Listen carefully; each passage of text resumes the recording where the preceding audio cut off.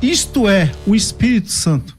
Pronome demonstrativo só para coisas. Então, fundamenta assim o que nós estamos dizendo em Gênesis 1:1, que o Espírito Santo é uma força, é um poder, não alguém. Bem claro isso aí, fundamentei a sua pergunta. Vamos lá. A interpretação, né, do Francisco é a ideia de que esse revestimento de poder seja sinônimo do Espírito Santo. Não. Este revestimento de poder, que nada mais é do que o dinamis, né, ou dunamis, dependendo da tradução, para que aqueles que gostam de traduções, discutir pronúncias, né, viria através da pessoalidade do Espírito Santo. Bom, o Espírito Santo é uma pessoa. Para debater esse assunto, estamos recebendo aqui o Francisco Rodrigues. Ele é das Testemunhas de Jeová, na cidade de Mauá, aqui no Grande ABC. Ele é Testemunho de Jeová há mais de 30 anos. Já trabalhou como servo ministerial, um cargo importante lá dentro não é bem um cargo, eles encaram como ministério, né? E é estudante da Bíblia, como eles gostam de ser chamados, os estudantes da Bíblia. Francisco, bem-vindo mais uma vez aqui à nossa mesa de debates. Muito bom te receber. Então, bom dia, César. Quer dizer que é mais uma vez um prazer, né, estar aqui.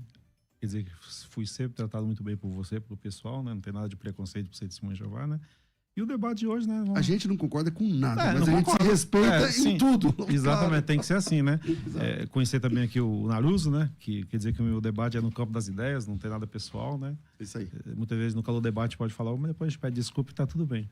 Então, um prazer. Você está pedindo desculpa premeditadamente? Não, se acontecer, né? Com a gente aqui, pastor Tiago Naruso, sempre muito educado também, pastor da Igreja Presbiteriana, tem mestrado em Teologia, tem pós-graduação em Teologia e Interpretação Bíblica, tem pós-graduação em Teologia Sistemática, em Teologia Bíblica e em Exposição Bíblica, também tem pós-graduação em História do Cristianismo e do Pensamento Cristão, em Educação Clássica, e está fazendo pós-graduação, porque para ele pós-graduação nunca é o bastante, pelo que eu estou percebendo aqui, em História Antiga, Medieval e Moderna, e também, já terminou esse, e pós-graduação em História do Brasil, História da Arquitetura, Urbanismo e tal. Bem-vindo aqui, Reverendo Tiago, muito bom te receber, meu irmão. Muito obrigado, pastor César, é sempre uma alegria, né, uma honra aceitar o convite, a fim de que nós reflitamos aqui à luz das Sagradas Escrituras sobre temas que muitas vezes são duvidosos aos nossos ouvintes, né? É um prazer também conhecer aqui o colega Francisco, não o conhecia, já digo aqui que é um prazer. Espero que nós tenhamos aqui bons momentos de reflexão teológica. Tá todo mundo falando que o áudio tá baixo pro YouTube, você viu aí, Rafa? Não sei se... Vamos lá, a gente vai mexer aqui, o Rafael vai apertar os botões dos nossos computadores, vocês me falam aí se melhorou o áudio, né? Vamos lá, vamos ver aqui se chega aí para vocês a minha voz, se está melhorada. Obrigado, querido. Obrigado. Então vamos verificar aí se o áudio melhora para a gente dar sequência aqui. Enquanto isso, você pode mandar o seu áudio para o 98484-9988. Vou aumentar o do meu computador aqui para ver. Tá muito baixo mesmo, Rafa. Muito baixo mesmo, muito baixo. Agora estão dizendo que melhorou. Dá uma melhoradinha aí, Rafa, se der. Ok, então vamos em frente. Francisco, conforme o nosso sorteio, que nunca acontece, vou começar com você. O Espírito Santo é uma pessoa? Você entende que você vai defender que não? Quais são as bases que você entende que o Espírito Santo não pode ser chamado de pessoa, não é uma personalidade? Não tem 4 minutos aí? Não. Se você preferir, a gente pode dividir em minutos, mas acho tudo que bem, pode, tá tranquilo. Então, por que nós não acreditamos que o Espírito Santo seja um ser, né? Uma pessoa, como que usar o termo, um ser espiritual, né? Pessoa espiritual, né? Primeiro, eu queria fazer uma defesa aqui da tradução do Novo Mundo, né? Por exemplo, ali em Gênesis 1:1, né? Que a tradução do Novo Mundo traduz por força ativa, né? Ela é muito criticada, né? Pelos eruditos em geral, né? Muitos, eu posso dizer que, por não conhecer, por dizer que são papagaios inspirados. Eles repetem o que as pessoas falaram, né? Não acho que seja honesto. Porque eu tenho aqui algumas traduções que traduzem da seguinte forma: Gênesis 1. É pastoral, vento impetuoso, vento de Deus, ABJ, vento fortíssimo, a PTB, um vento de Deus, um vento poderoso, da CNBB, alento exaltado da boca de Deus pela Torá, sopro de Deus, a Tebe, alento de Deus, peregrino, né? E a Bíblia da linguagem de hoje, que é uma Bíblia evangélica, ela traduz vento, e ela também coloca poder de Deus, né? Eu trago aqui comigo também, né? Acho que tá aqui, ó, alguns dicionários, né? Por exemplo, John Mackenzie, o estudioso, né? A câmera fala? Tá pegando? Tá. Ele diz o seguinte aqui, depois as pessoas podem comparar, ó, o que ele fala sobre o espírito de Yahvé. O espírito de Yahvé, Deus, né? É uma força que tem efeitos únicos no homem. Força. Ele trata o espírito como sendo o poder de Deus. Outra página é o seguinte, ó. A concepção do espírito como força de Deus apresenta parcialmente uma novidade no Novo Testamento, né? Então são obras, né, de teólogos importantes, né? Que isso por que eu estou fazendo questão de ler isso? Que não são a ideia só da testemunha de Jeová. Alguns eruditos também, eles têm essa mesma ideia de que o espírito seja... Outro erudito também aqui é Derek Williams, né? Ele diz o seguinte no seu dicionário: o espírito era concebido pelos primitivos cristãos como poder divino na manifestação do recipiente, entendeu? Tyndale também diz a mesma coisa, né? Outro dicionário importante também aqui, Hans Kung, ele diz também a mesma coisa, que o espírito é um sopro, é o poder de Deus. E por último, eu posso mostrar aqui pro pessoal, é a enciclopédia da editora Voz, ela diz o seguinte, não saiu a página aqui, mas quem quiser ver comigo depois eu mando, não.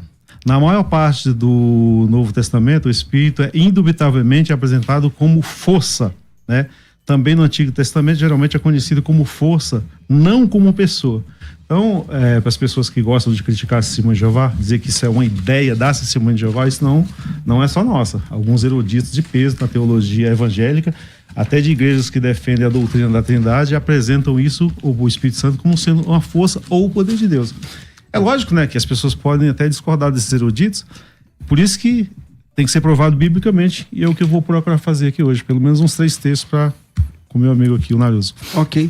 Reverendo Tiago, o Espírito Santo é uma pessoa apresentada nas Escrituras ou não? Vamos lá. Eu entendo que sim, que seja não só uma pessoa, mas seja Senhor, seja tanto Deus quanto Jesus Cristo. E eu vou buscar aqui defender essa minha tese com base em 3 pilares. A primeira delas é o testemunho das Escrituras. A gente vai trabalhar sobre os textos. Segundo, o testemunho dos pais da igreja. E por fim, eu vou tentar trabalhar também aqui o que a igreja chancelou ao longo de todo esse período, né? Mas antes de que eu entre aqui nas minhas argumentações, o Francisco, ele trouxe aqui a ideia de algumas traduções, mas pelo que eu fui anotando aqui, todas elas contemporâneas. Ou seja, ele usou, eu não vou me lembrar de todas aqui, mas se a gente pegar, por exemplo, 3 principais bíblias, né, que foram traduzidas desde o período anterior a Cristo e até ali os primeiros concílios, por exemplo, seja a Septuaginta ou a Bíblia Gótica, ou até mesmo a Vulgata Latina, nenhuma delas traduziu Gênesis 1:2 como sendo força ativa de Deus. E por que isso é importante? Porque bíblias, ou melhor, traduções contemporâneas ou modernas, elas já estão repletas de interpretações. E por que eu digo isso? Vamos pegar aqui, só para que a gente cite aqui, a própria Vulgata, Et Spiritu Dei. Ela faz menção, ou melhor, ela traduz uma das mais antigas traduções como Espírito de Deus. Quando você vai para a Septuaginta, Pneumateu é a mesma coisa. Ou a gente não pode citar aqui a Bíblia Gótica porque talvez fosse muito importante, mas nós temos apenas retalhos, alguns trechos, né, dessa tradução.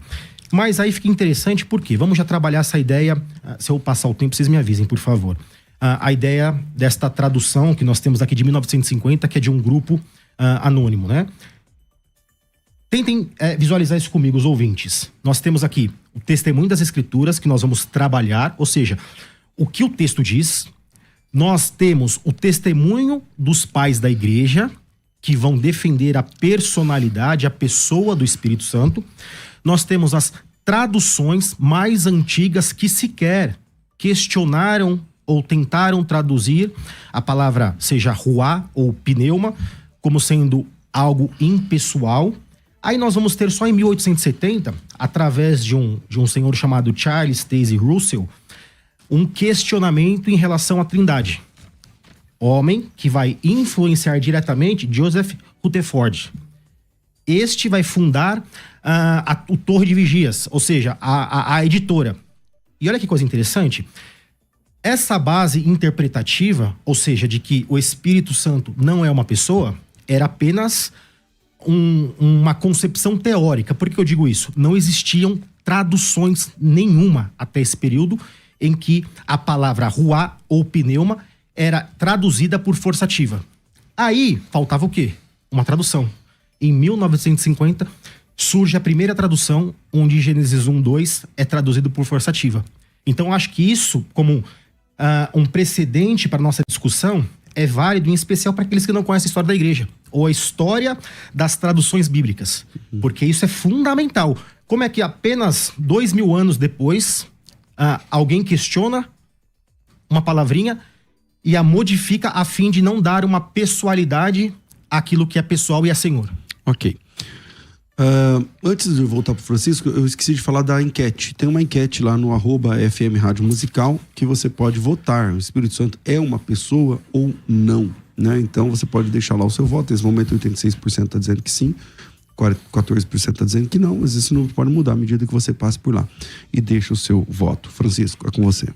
Então, bem colocado como o Naruto falou. Então, mas eu citei aqui algumas obras teológicas, né, que embora trinitários, estudiosos, né, acadêmicos que respeitados mundialmente, que entendem que o Espírito Santo... Eu só citei isso para dizer que é só uma ideia da Testemunha de Jeová, não é só nosso isso, né? Mas o importante, nós vamos para a Bíblia então, né? Acho que eu vou inquirir na questão do texto bíblico, que é o mais importante. Como ele falou, nada mais que a Bíblia que ela nos possa responder, desculpa, César, se o Espírito Santo é uma pessoa ou o poder de Deus, né? A primeira pergunta que eu for formular para o Naruto, ela tá, se ele quiser abrir a Bíblia aí, está em Números, né? Você pode ver o pessoal de casa também, Números, capítulo 17, o versículos 17, não, Números capítulo 11, desculpa, o versículo 17 e depois o 25. Eu vou ler aqui e fazer a pergunta para o Naruto, ó. Números 17, desculpa? Não, Números 11, 11, 17 e depois o 25. 11 e 17. Isso, fala assim, ó. Então, Bíblia na linguagem de hoje. Então eu descerei e falarei com você ali, e tirarei partes do Espírito que lhe dei e darei a eles, para que te ajudem no cargo pesado, a cuidar do povo. O 25 diz o seguinte: e o Senhor desceu na nuvem e falou com ele, tirou partes do Espírito que tinha dado a Moisés e pôs sobre os 70 líderes. A pergunta que eu faço para o amigo é o seguinte: nós não vamos encontrar na Bíblia em lugar nenhum seres espirituais sendo divididos. Não. Nós temos um exemplo no caso de Maria Madalena, que acho que ele deve conhecer, 8:2, diz que saiu 7 espíritos dela, né? Ou seja, nós não vamos encontrar na Bíblia um ser espiritual sendo dividido, né? Ou se ele se apossando, um ser se apossando de várias pessoas ao mesmo tempo. Então eu queria que ele me mostrasse então, aqui fala que o espírito foi dividido. Como resolver isso aí? Como resolver esse problema. Um ser espiritual, se ele tem um texto para refutar essa passagem aqui, de um ser espiritual sendo dividido. Você teria? Vamos lá. A gente precisa... Eu devolveria a pergunta como resposta aonde tem o termo parte nesse texto. Talvez na tradução do Senhor, que está usando, sim. Porque a Bíblia vai dizer aqui, ó, Ve Hassalt Min Haruah. Não existe aqui este termo que dá a ideia da parcialidade ou da divisão do Espírito. O texto está dizendo, na sua literalidade, tirarei do Espírito que está sobre ti. Então não existe essa menção de uma parcialidade, a não ser na tradução que o senhor estiver usando, né?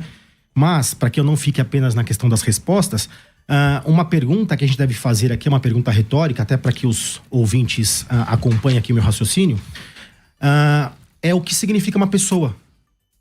Porque se nós estamos discutindo pessoalidade, se o Senhor Espírito Santo é uma pessoa, a gente precisa primeiro entender o que é uma pessoa, pelo menos nas questões teológicas, tá? Aí eu fui buscar aqui uma citação para que eu não seja alguém meramente, como disse, né, alguém que recita coisas que ouviu. E a gente vai, por exemplo, lá no livro chamado Raciocínios à Base das Escrituras, e ele vai dizer lá por volta da página 388 até 391 que o Espírito Santo não é uma pessoa porque não tem personalidade. Ele é comparado ao vento ou ao sopro, que tem efeitos visíveis, mas não são seres conscientes. Então, segundo a interpretação, né, desta literatura, que é oriunda dos Testemunhas de Jeová, a consciência ou a falta de consciência é que vai dar ou não a pessoalidade ou a personalidade ao Espírito Santo. Nesse sentido, perguntemos à Bíblia. Será que é assim que a Bíblia apresenta o Espírito Santo como sendo alguém que não tem consciência? Vejamos, por exemplo, Romanos capítulo 8, versículo 26. Também o Espírito, semelhantemente, nos assiste em nossas fraquezas, porque não sabemos orar como convém, mas o mesmo Espírito intercede por nós. É muito claro a ideia de uma personalidade. É aquela ideia, pegue aí um grupo de 100 pessoas, coloque numa ilha deserta que nunca leram a Bíblia e peçam que eles leiam esse texto e eles dirão se o Espírito aqui se refere a alguém pessoal ou impessoal. Mas se essa não for suficiente, pensamos em Efésios capítulo 4, versículo 30. E não entristeçais o Espírito, Espírito de Deus, no qual fostes selados para o dia da redenção.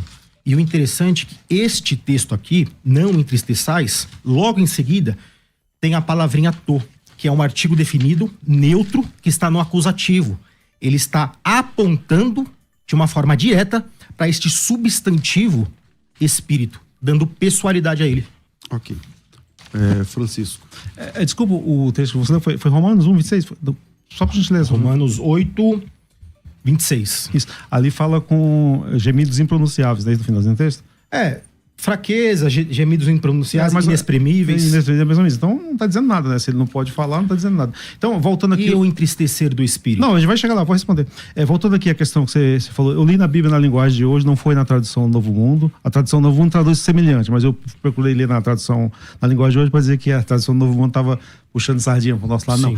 Mas quando nós lemos aqui, voltando um pouco a questão do números, né? 17:11 diz o seguinte: tirarei do Espírito. Tá falando parte, fica embutido na mesma coisa. Tirarei do Espírito. Qual é a classe gramatical do? Não, só um exemplo, tô dizendo, para concluir. Tirarei do Espírito. Então tá tirando do próprio Espírito que estava sobre Moisés e colocado sobre 70. Aí eu pedi um exemplo que ele me mostrasse um texto na Bíblia onde diz que um ser espiritual pode ser dividido. Não tem esse texto. Então, provando assim que o Espírito Santo foi tirado em partes, ou como ele quer não aceitar a questão da parte, mas foi tirado do. Tirou do e colocou sobre 70. Dividiu a mesma coisa, entendeu? Então não tem explicação para esse texto. Ele não tem, já viu que esse exemplo ele não conseguiu dar.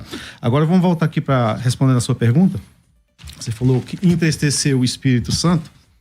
A Bíblia, eu sei como você é estudado, não sou ninguém perto de você, tem a questão de metonímia. Metonímia é quando se faz uma troca, não é isso? Vou citar aqui um exemplo aqui na língua portuguesa, depois vou mostrar na Bíblia. Quando nós usamos ali, alguém leu Machado de Assis, logicamente que não é o autor, estou falando das obras de Machado de Assis, isso se chama metonímia. Não dá tempo ler? Quando nós vamos em Lucas, capítulo 15, versículo 18, diz assim sobre o filho pródigo. Eu pequei contra os céus, né? Logicamente que ele não está falando pecou contra os céus, ele pecou contra Deus, isso se chama metonímia.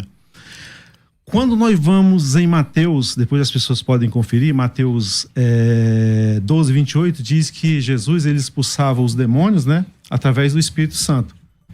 Aí quando nós vamos em Lucas, capítulo 11, versículo 20, diz ali, chama o Espírito Santo de o dedo de Deus. Olha, se nós pararmos de raciocinar nessa questão de o dedo de Deus, o que é que acontece? O dedo faz parte da mão, a mão faz parte do corpo e o braço. Ou seja, que entende-se o seguinte, que esse Espírito, ele é algo que emana de Deus. Você entendeu? Então, quando a Bíblia fala entristecer o Espírito Santo, se chama metonímia. Está entristecendo o próprio Deus, não alguém à parte dele. Simples entender isso aí. Você não provou nada. Na verdade, assim, né? Eu acho difícil o senhor sustentar aqui que Ishebu, que é a palavra que é traduzida por contristaram, seja uma metonímia. Por quê? Se o senhor abrir em Gênesis 45, 5, vamos usar a tradução Novo Mundo, mas agora não fiquem tristes nem irritados com vocês mesmos por terem vendido para cá. Pega esse contexto, o que vai dizer que aqui não é uma metonímia, mas é uma literalidade, e lá onde o senhor está dizendo, né, a palavra Ishebu, no texto por exemplo, aqui Isaías 63 também, que é a mesma palavra, e lá não diz menção a um ser pessoal. É a interpretação própria do Senhor. Porque é a mesma palavra.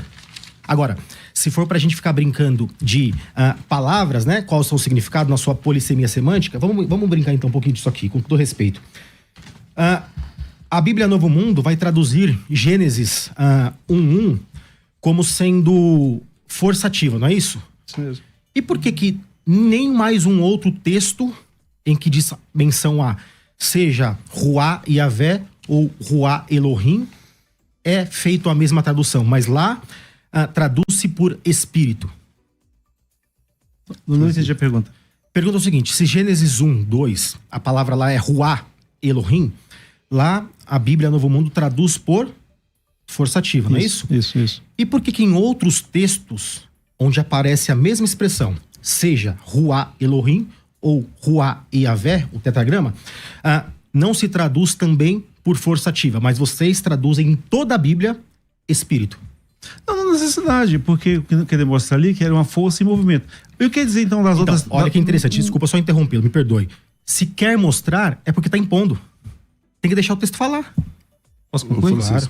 Então, você está fazendo uma crítica à tradução Novo Mundo, mas não critica as outras. Bíblias eruditas que fazem a mesma coisa. Qual é a mais incoerência? Traduzir por força ou traduzir por vento, por alento? Então, o que você está usando não tem sentido. Então, vamos criticar. Todas as outras Bíblias também estão erradas.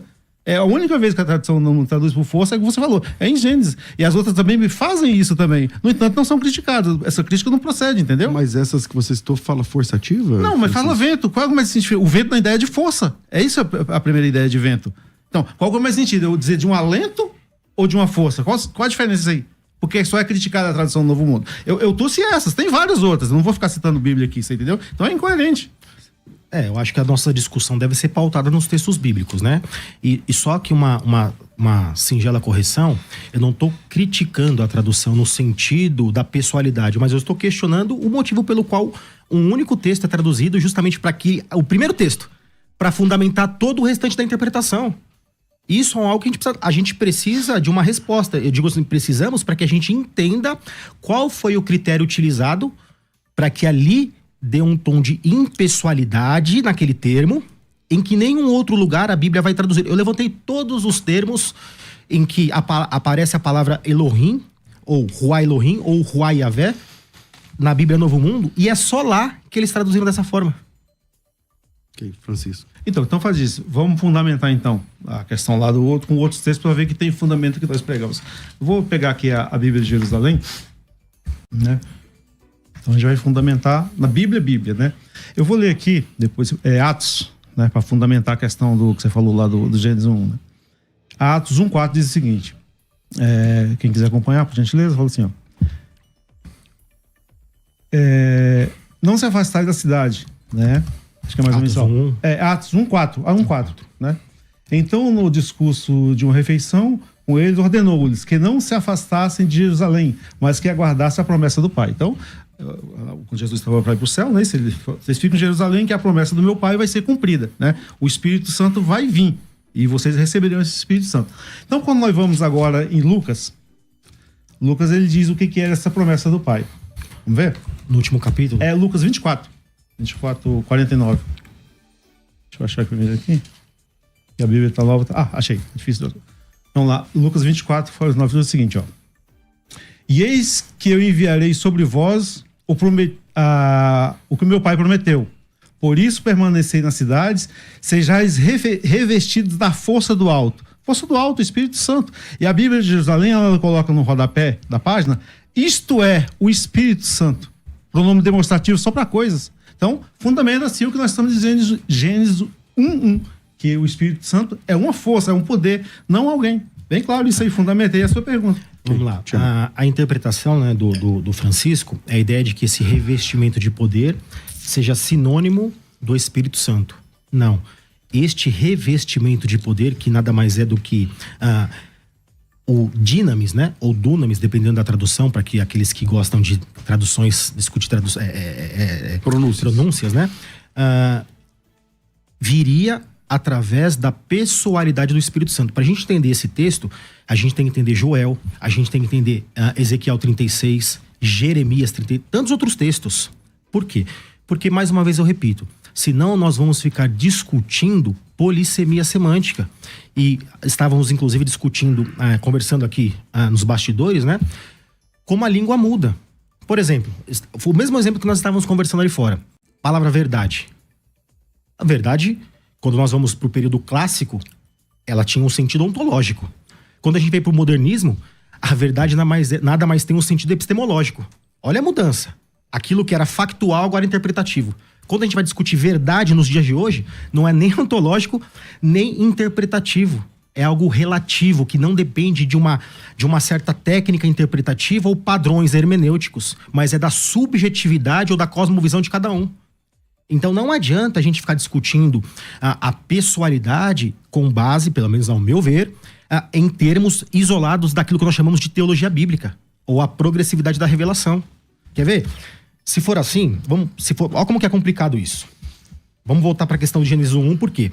Porque é justamente, Gênesis 1:2, é justamente esse texto que vai fundamentar a teologia da impessoalidade do Espírito Santo. Sem esse texto, não dá, sem essa tradução, melhor dizendo, não dá para fundamentar essa teologia. Ó, aqui é Ruá Elohim. Deixa eu fazer uma perguntinha aqui. Depois a gente vai pro pneuma. Pro Ruá, existem 376 usos desta palavra Ruá. Gostaria de perguntar pro senhor, quantas foram traduzidas por vento? Não lembro, não sei de qual conta você vai trazer. A gente precisa levantar isso para discutir. Não, tudo bem. Outra. Por que Elohim, ele tá no plural ou ele está no singular? O Elohim aparece no plural, não é isso? Então, qual é a base para que aqui esteja, então, um poder dos deuses? Não, mas normalmente não precisa traduzir por Deus. Não há necessidade. Tudo bem, mas existe uma teologia, precisa de uma explicação. Sim, Por que mas que o autor bíblico inspirado colocou essa palavrinha Elohim no plural?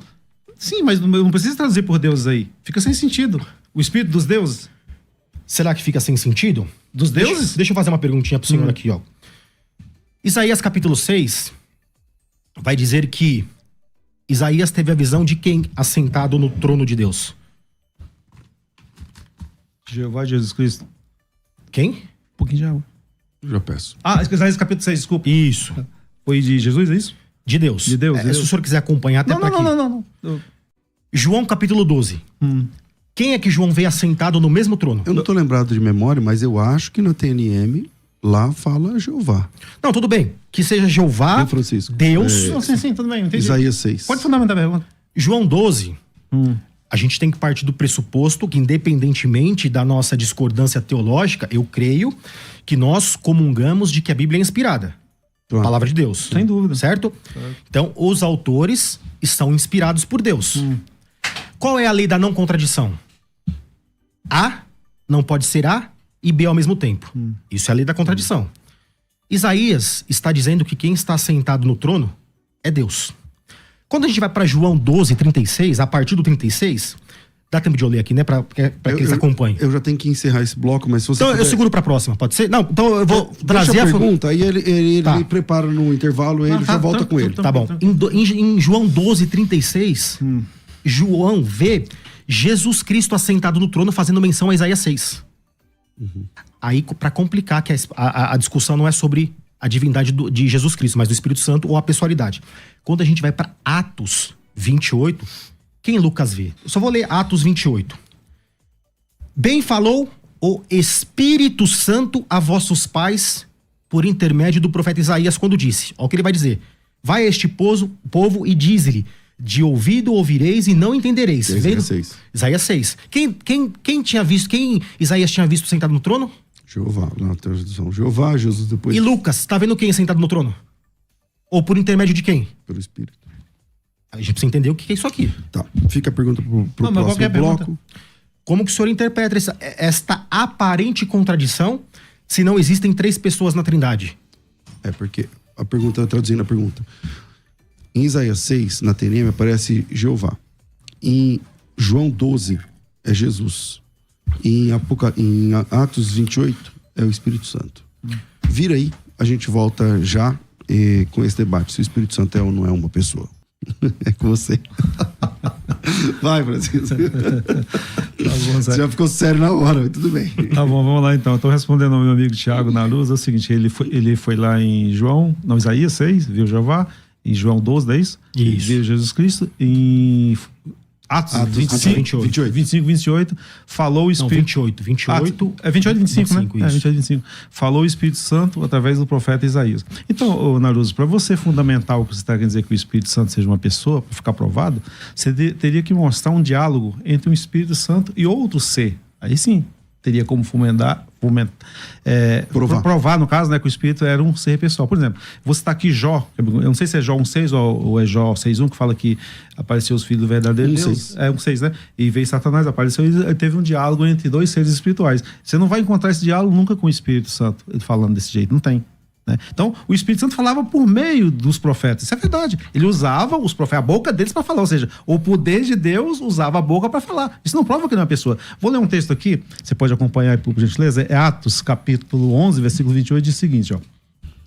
Apresentou-se um deles, chamado Ágabo, o qual começou a anunciar, por meio do Espírito Santo, né, que estava para vir uma grande fome sobre toda a terra. Quando nós vamos também outro texto aqui, que ajuda a provar isso, 2 Samuel, capítulo 23, versículo 2, diz o seguinte: o Espírito de Yahvé falou por meio de mim, sua palavra estava na minha língua. Então é o seguinte, nós vamos encontrar na Bíblia o Espírito falando através de alguém, mas um diálogo não tem na Bíblia.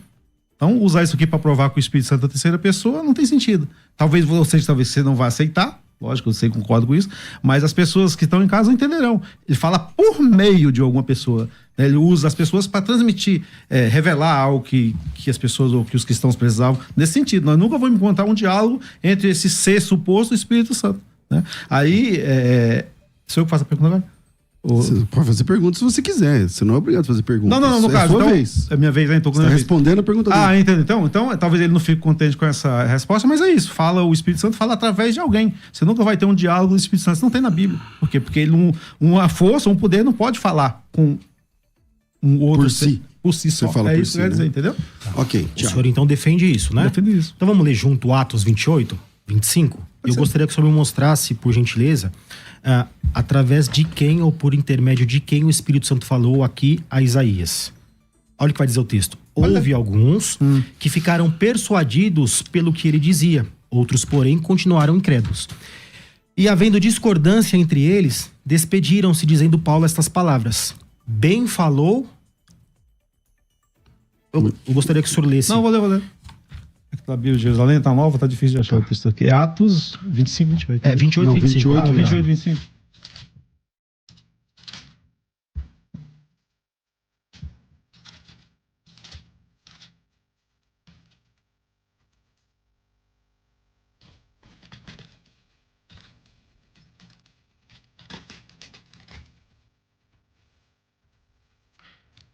E aqui eu só insisto, porque se a discussão está no fato de que o Espírito Santo só fala por intermédio de alguém, isso está implicando a sua não pessoalidade. Posso ler? Né? Pode, por favor. Eu vou ler o finalzinho, falo assim: bem falou o Espírito Santo, pois por meio do profeta, a mesma coisa que vocês já, por meio a vossos pais. Então sim, falou Não, sim. não, peraí, lê o texto, Francisco. Vamos lá, lê o texto. Ó, todo.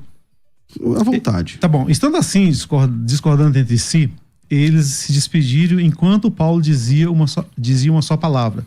Bem falou o Espírito Santo aos vossos pais, por meio do profeta Isaías, quando disse. Sabe? Por meio. Mesma coisa que eu li aqui de Atos. Mas aqui, vamos pegar então essa palavrinha e traduzi-la numa forma impessoal, como forçativa? Não dá. O texto é muito claro ao dizer, ó, kalos ilalacento pneuma turragion pros rimonto patriaras. Ou seja, o que o texto está dizendo? Que quem foi usado para falar... Isso aqui tem que ser ligado ao texto de Isaías. Isaías viu quem falando com ele. Ele não viu. Vamos ler Isaías. Vamos ler Isaías. Isaías 6, no ano que morreu Reuzias, eu vi Jeová Deus assentado no alto trono. Não é Versículo 8 de Isaías. Pode ler. Versículo 8 de Isaías. Certo. Depois da visão ele diz, ouvi a voz do Senhor que dizia a mim, a quem enviarei? Aí ele diz as mesmas palavras que nós estamos lendo aqui. Quem falou lá? Deus. O Senhor. Jeová, não é isso? Isso. Aqui, Lucas está dizendo que não foi Deus quem falou. O Pai.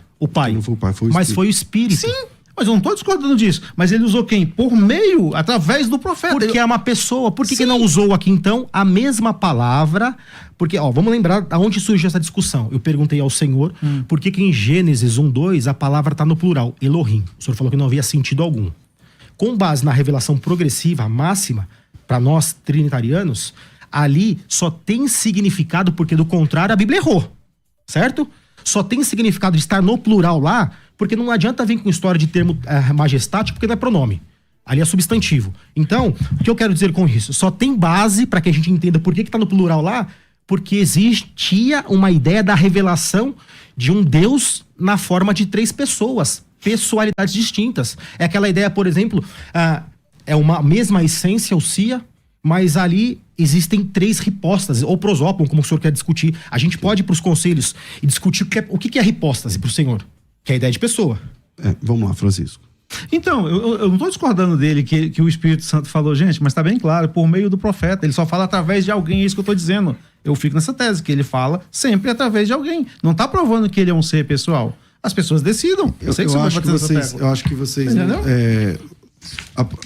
acho que o pastor Tiago, ele fez a pergunta, mas o Francisco, acho que ele não entendeu o momento da pergunta. É assim, em Atos 28, é verdade, fala com os pais pelo profeta Isaías. Aí ele falou assim, agora eu vou te mostrar como é que ele falou com o profeta Isaías. Exatamente. Aí lá em Isaías capítulo 6, Jeová Deus fala com o profeta Isaías.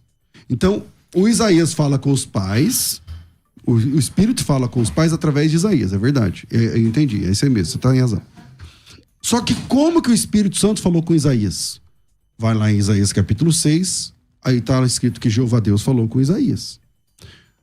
Acontece que Atos capítulo 28 está dizendo que aquele momento em que o Espírito Santo, aquele momento que Jeová Deus fala com Isaías, é o Espírito Santo. Você entendeu agora a questão? Não, entendi. Mas se o Espírito Santo é o próprio Deus, ali não seria um unicismo já, não tem sentido isso. Mas nós não estamos defendendo, porque a nossa discussão, Francisco... É ser um ser pessoal, não é isso? Começou na pergunta por que o Elohim está no plural. Essa questão o senhor não conseguiu me responder ainda. Por que Gênesis 1:2, em que vocês traduzem por força ativa, lá, se é a força ativa de Deus, por que ali vocês não... Eu quero uma resposta, por que lá está deuses? Está no plural. Não, mas nenhuma Bíblia traduz por Deus ali. Não, mas eu não estou discutindo tradução, eu estou discutindo o texto original. Não, mas se não vai ficar deuses, os deuses, seria contraditório à própria Trindade. Porque... Seria contraditório para uma ideia unicista. Sim, e... Para uma ideia trinitária, não. Então são deuses, a Trindade são 3 deuses? Não, são 3 hipóstases. O que é hipóstase para o senhor, ou prosópon? Não, você que eu explico pra mim. Não. Desculpa, eu não estou querendo trazer uma superioridade, nada disso. Eu estou perguntando porque a discussão está em cima desses temas. Você pode me explicar, não tem problema. É a ideia de pessoalidade. Senão, o Senhor tem que me responder o porquê que em Gênesis 1, versículo 2, Moisés, inspirado por Deus, não colocou Elohá, El, ou qualquer outro termo no singular. Por que será que está no plural ali? Mas essa é a pergunta. Não, teria que traduzir por Deus, então. Aí você está querendo... Não, se for traduzido por Deus, vai complicar. A minha discussão está... É um tiro no pé de vocês mesmo. A minha discussão não está em tradução. É difícil a gente discutir coisas complexas com base em tradução. A minha pergunta é, por que será que um autor inspirado decidiu, ao receber a revelação de Deus, colocar no texto sagrado uma palavra que está no plural? Essa é a minha pergunta. Sim. Qual o problema disso? Se nós não tivéssemos a revelação máxima, o Novo Testamento, em que, não só o Novo Testamento, né, mas toda a revelação na sua progressividade aponta para um ser pessoal.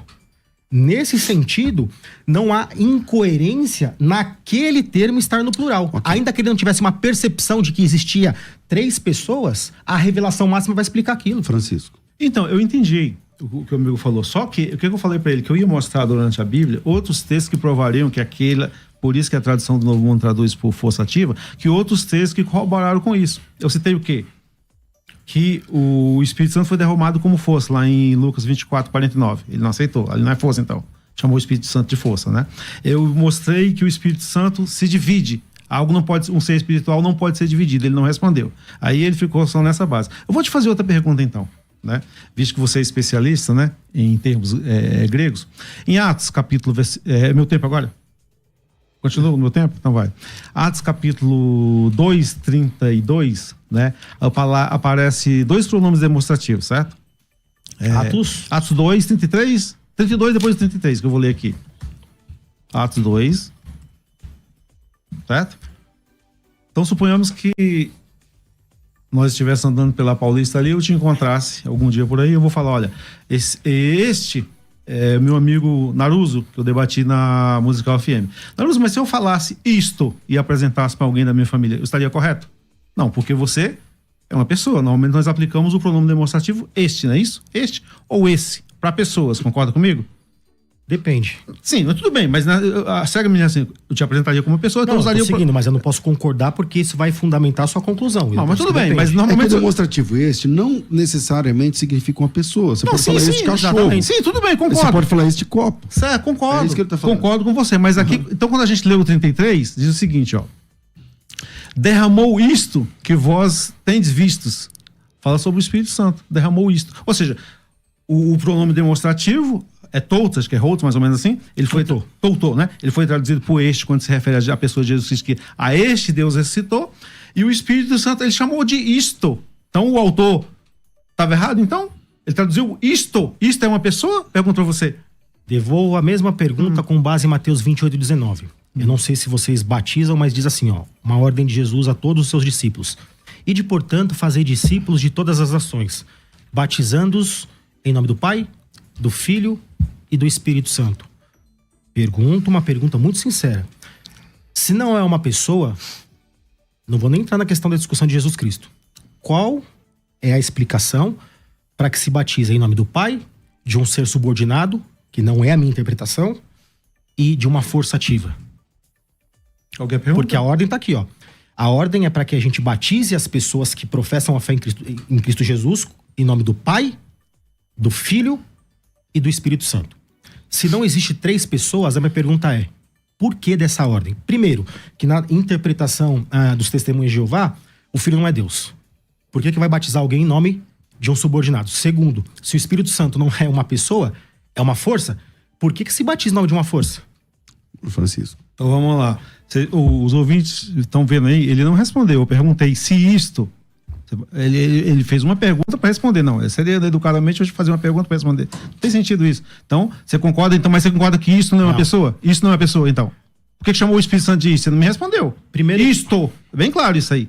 E aparece os dois. Aparece Jesus e o Espírito Santo. Caberia, em Atos aqui, 33, caberia este pro Espírito. Mas o contrário não cabe. Entendeu? Isto e este é só uma declinação. Tudo bem, mas aparece é a mesma tudo classe bem, gramatical. Mas foi usado, tu concordo que é a mesma classe gramatical, concordo com você também, mas foi usado Mas isto para o Espírito Santo. Não sei se por uma falta de conhecimento, que eu creio que não seja, Certo. ou só para calçar aqueles que não compreendem o que nós estamos falando, é a mesma classe gramatical.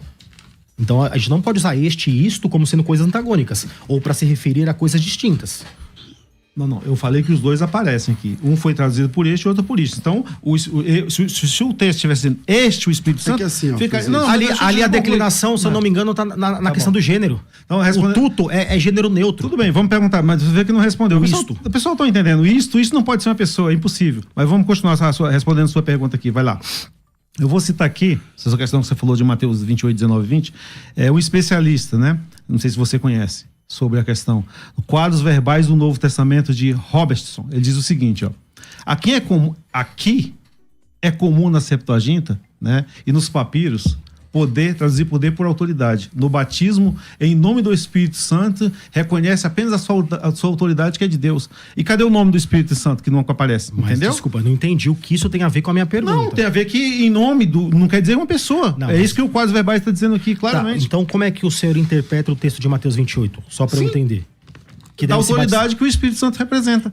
A pergunta não é a nossa discussão não é em torno da segunda pessoa da Trindade, mas para que os ouvintes acompanhem o meu raciocínio, eu pergunto, tá bom. E por que manda batizar em nome de Jesus Cristo?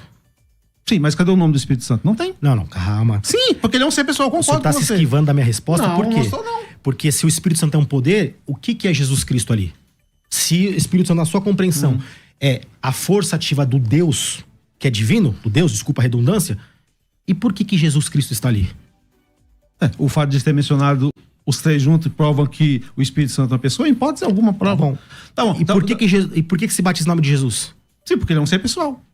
Ele é um ser pessoal. Mas nem sempre é no caso do Espírito Santo. Quando Tá. o nome... Existe um texto que eu vou me lembrar aqui agora. Então o doutor então ele tá errado. O Robson aqui no quadro verbais não estaria, né? Não, desculpa. É que o senhor está usando uma citação aí que está fora do contexto da nossa discussão. Tá bom, depois você me apresenta o contexto, então. Por exemplo, então eu lanço um desafio aqui ao senhor, e o senhor pode me responder quando quiser. Alguma interpretação dos pais da igreja, que estão os mais próximos ali dos apóstolos, em que houve um entendimento em que o Espírito Santo é uma força ativa. Por exemplo, eu trouxe aqui Justino Martin, na sua primeira apologia, capítulo 13, vai dizer o seguinte: Justino referia-se ao Espírito Santo como uma pessoa distinta. A citação é muito grande, mas ele vai dizer o seguinte, ó, lá no finalzinho: e reverenciamos no terceiro lugar o Espírito profético, fazendo menção a um ser pessoal. Irineu de Lyon, só para situar no tempo. Que tem bastante dos pais da igreja, tem centenas. Mas a sua pergunta é se tem algum pai da igreja mencionando o Espírito Santo como força ativa. Porque senão salta de 2 mil anos. Terminar. Francisco, tá com você. Não tem, né? É verdade que não tem. Não tem? Então, posso responder agora na questão da gramática, né? Fazer outra pergunta pra ele? Pode. Então vamos lá o seguinte, ó. Tem 1 minuto. O pessoal, só tem 1 minuto? Então, a gente tem que terminar tudo até 58. Então, eu quero deixar vocês com pelo menos um tempo pra despedida, né? Senão fica então tá bom. O pessoal, não sei se eles perceberam, o amigo, ele é formado em línguas, né? Ele citou bastante gramática para tentar confundir os textos que eu citei. Voltar em nomes que uma pessoa se dividir, não tem. Eu pedi um exemplo, ele não deu, mas vamos lá. Então eu vou citar aqui o gramático Daniel Wallace como refuta qualquer ideia dele de o Espírito Santo ser uma pessoa. Vamos lá. Acho que você deve conhecer Daniel Wallace. É o seguinte, não. Em suma, eu tenho procurado demonstrar nesse trabalho que falta base gramatical para a pessoalidade do Espírito Santo no Novo Testamento. Mas esta é frequentemente, se não geralmente, a primeira linha de defesa de muitos escritores evangélicos. Mas se a gramática não pode legitimamente ser utilizada para apoiar a personalidade do Espírito Santo, então talvez precisamos reexaminar o resto de nossa base para este compromisso teológico. Não estou negando a doutrina da Trindade, é claro, mas estou argumentando que precisamos fundamentar nossa opinião sobre uma base mais sólida. Então, o que o Daniel Wallace está dizendo? Que não existe base gramatical, como você tentando falar todo o tempo aqui, para dar a ideia de o Espírito Santo ser um ser espiritual. É o Daniel, o Trinitário que está dizendo isso. Ok. Vamos para nossas considerações finais, cada um tem 1 minuto, infelizmente nosso tempo é curto demais, então é 1 minuto de relógio. Tiago. Vamos lá. João, capítulo 14, 25 a 26, existe uma promessa muito linda, do tal do Paracletos. Jesus Cristo dizendo que ele nos deixaria o Consolador, que, se eu não me engano, eles vão traduzir por ajudador. Existem apenas 5 palavras dessa usada no Novo Testamento. João 14, João 15, 26, João 16, 7, a que eu citei, e 1 João 2, 1. Pergunto, se este Espírito Santo, que é chamado de Paracletos, não é um ser pessoal, como é que se responde em 1 João 2,1? Filhinhos meus, estas coisas vos escrevo para que não pequeis. Se todavia pecar, temos um Paracletos junto ao Pai. Este Paracletos mencionado em 1 João diz respeito a Jesus Cristo. Se Paracletos aqui significa um ser pessoal, por que no texto de João 14... que é a promessa do Espírito Santo, é uma força? Tiago, eu quero te agradecer, muito obrigado, e eu vou deixar, se vocês dois toparem, porque hoje ficou com pouco tempo, a gente pode fazer uma segunda parte, porque eu tô percebendo que há argumentos dos dois lados. Você toparia? Claro. Tá ok, muito obrigado.